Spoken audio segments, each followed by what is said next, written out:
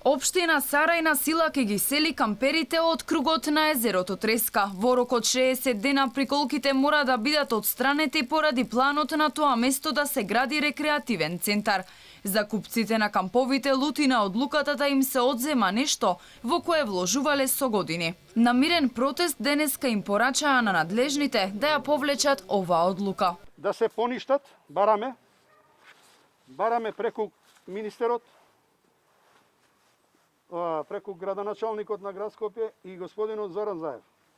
Овие донесени одлуки на градоначалникот се поништат и дадените изјави, известувања бидат неважечки, значи да не тече више рокот да овој беден народ биде застрашување, со застрашување.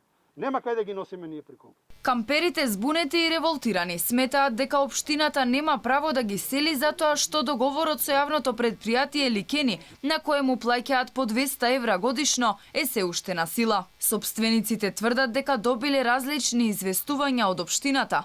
На дел од нив како причина за селењето им бил наведен загадениот воздух, на други прекинот на договорот со јавното предпријатие, а на трети дека Министерството за економија планира да гради развојно-туристичка зона.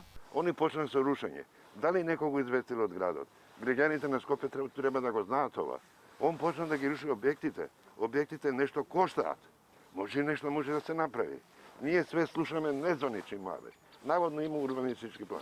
Молам, нека го покаже. Првиот човек на општина Сарај Блерин Беџети минатата година се правдаше дека нема ингеренции да ја руши платформата на Матка, ама затоа сега експресно реши да ги отстрани приколките на Треска. Општината почнала два паралелни процеси: иселување на кампот и прогласување на Треска за слободна туристичка зона. Владата планира околу езерото да изгради викенд населба, хотелски комплекс и спортско-рекреативен центар за развој на екотуризам.